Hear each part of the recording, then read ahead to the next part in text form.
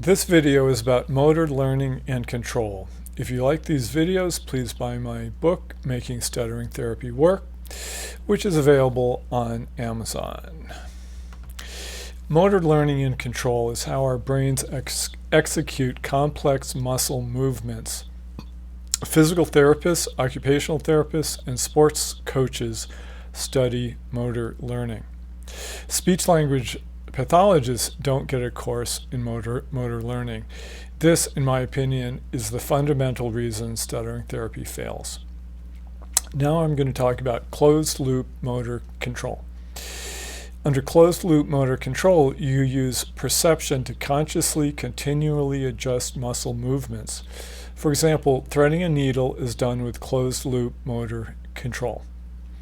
Each movement takes about 200 milliseconds. Sensation takes about 15 milliseconds. Perception, which retrieves long-term memories to organize, classify, and interpret your sensation, takes about 45 milliseconds.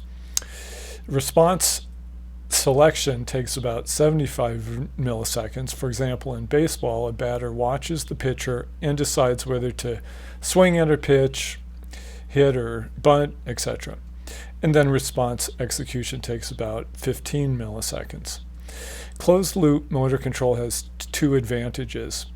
It enables precise control and it enables execution of novel movements, in other words, activities you've never done before. Closed-loop motor control has two disadvantages. It's slow and it requires your full attention. Closed-loop motor control is good for learning new skills or for executing skills you infrequently need, such as threading a needle.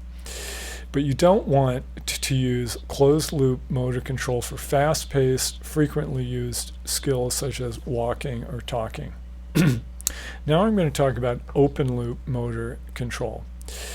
200 milliseconds, which is a split second, may seem fast, but is too slow for many or most motor tasks. Many motor muscle movements, including speech, last only tens of milliseconds. In open loop motor control, we skip the sensation, perception, and response selection stages and just do response execution. This final stage of muscle movements can be performed in as little as 15 milliseconds. Open loop motor control is the execution of pre-programmed movements called a motor program without perceptual feedback. The colloquial term for this is muscle memory. Open loop motor control has two advantages. It's fast. You can execute muscle movements with split-second timing. And it requires no attention. Movements under open loop control are automatic and mentally effortless. Open loop motor control has three disadvantages. If your motor program contains errors, you'll execute the errors. You can't stop and adjust a mistake. You may not even be aware that you made a mistake. Second, developing open loop control of a motor skill requires long practice, especially for adults. Number three, novel or new situations can't be handled. For example, in the 2000 Olympics, officials set the gymnastic vault 2 inches too low, and the officials didn't correct the height until 18 of the 36 women had performed. Those 18 athletes performed poorly, eliminating their hopes of winning medals. Speech is performed with open loop motor control. Speech is fast, automatic, and mentally effortless. Now I'm going to talk about motor programs. Quote, a motor program is an abstract representation of a movement plan stored in memory that contains all motor commands required to carry out the intended action, unquote. For example, your brain has learned motor programs for riding a bicycle, cracking an egg, and saying American. Each motor program has invariant characteristics and variable parameters. You always ride bicycles with your feet on the pedals and your hands on the handlebars, but riding on a road versus riding a mountain bike on a trail involves variant skills, or cracking a raw egg versus cracking a hard-boiled egg are different skills, or shouting American at a football game versus whispering American in church are different. So we select a motor program in response to environmental stimuli. At football games, we select one speech motor program, and in church, we select another speech motor program. A person who stutters has fluent and stuttering speech motor programs. We might say a word fluently when relaxed, but stutter on the same word in a job interview. Now I'm going to talk about learning new motor skills. Use closed-loop motor control for learning a new motor skill. Then gradually increase your speed and force until you can perform the motor skill using open-loop motor control. Quote, movements that require both speed and accuracy in their execution are governed by a basic motor behavior tenet known as the speed-accuracy trade-off. As the name implies, a trade-off exists between speed and accuracy such that an emphasis on speed negatively affects accuracy and vice versa. For example, a tennis or golf coach will have you start with swinging the racket or club slowly while she adjusts your knees, elbows, etc. When you've perfected your form, your coach will have you gradually increase the speed and force while maintaining form. After extensive practice, you'll be executing perfect open-loop motor programs. You'll smash the ball hard and fast and accurately without paying attention to your elbows or knees or anything else other than the ball. Now I'm going to talk about motor control in stuttering therapy. Fluency shaping stuttering therapy uses closed-loop speech motor control. You consciously relax your breathing. Then as you exhale, you slowly increase your vocal fold tension until your vocal folds hum. Then you slowly move your lips, jaw, and tongue to form the sounds of each word. Persons who stutter are fluent when using closed-loop speech motor control. Stuttering disfluencies are open-loop speech motor programs. Closed-loop speech motor control might sound appealing, but closed-loop speech motor control is slow. Closed-loop speech motor control slows down speech 5 to 10 times, or 1 or 2 seconds per syllable. Second, closed-loop speech motor control demands your full attention. You must pay attention to your breathing, vocal folds, and lips, jaw, and tongue. This isn't a problem in a speech clinic, but it is difficult to use in conversations. And lastly, your speech reduces prosody or emotional intonation. Some fluency shaping programs make you sound like a robot with dying batteries. Okay, now I'm going to talk about snake oil and charlatans. Closed-loop speech motor control is the wizard behind the curtain of many stuttering therapy programs. Teach any person who stutters to use closed-loop speech motor control, and they will speak fluently. Making any speech process conscious will switch you to closed-loop speech motor control. One stuttering therapy program will claim that its breathing technique makes persons who stutter fluent, while another stuttering therapy program centers on gentle onsets for initiation of phonation, while an old stuttering school taught persons who stutter to focus on waving their hand like an orchestra conductor to speak with smooth rhythm.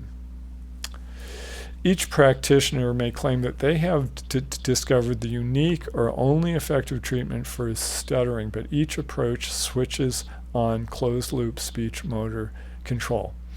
And always these wizards claim that their therapies are 100% effective if the person who stutters really tries. That is, if he devotes his full attention to closed-loop speech motor control.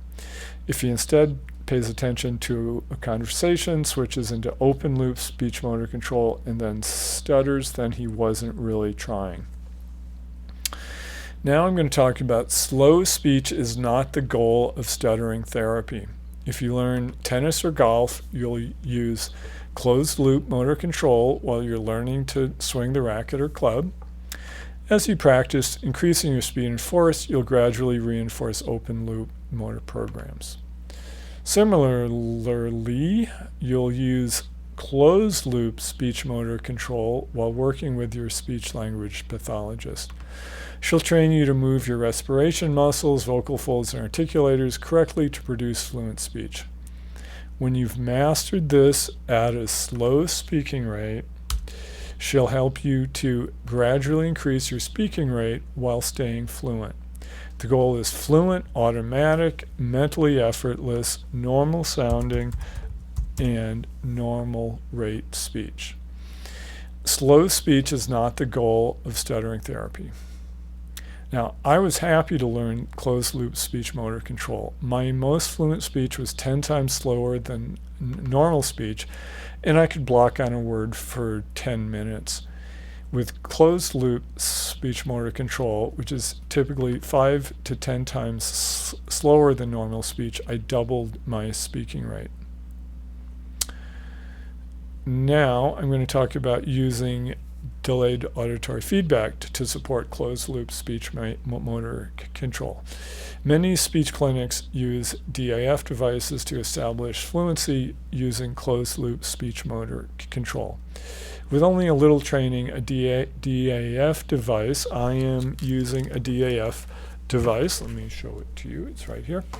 With only a little training, a DAF device can help a person who stutters to maintain perfectly paced, steady, mentally effortless, slow, closed-loop speech motor control. Now I'm going to talk about 3 stages of motor learning. We learn new muscle movements or motor skills in 3 stages. First, in the cognitive stage, an instructor demonstrates the motor skill to you. In the associative stage, you learn to perform and refine the motor skill. You perform the movements under closed-loop motor control. In the autonomous stage, the motor skill becomes automatic. You perform the muscle movements without mental effort under open-loop motor control. For example, again, imagining golf or tennis, you watch the coach hit a few practice balls, and the coach hands you the club or racket. The coach guides you through a swing, telling you to drop this shoulder, extend that forearm.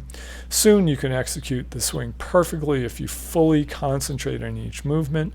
You then practice the swing and your game improves. And a few years later, a novice admires your excellent swing and asks you to explain how you do it. I don't know, you say. I just do it without thinking about it. Quote, initially, learners concentrate on how to perform each technical component of a skill, focusing their undivided attention on the skill's execution. As they develop their skill proficiency, they need to attend consciously to each aspect their need to attend consciously to each aspect of the movement decreases.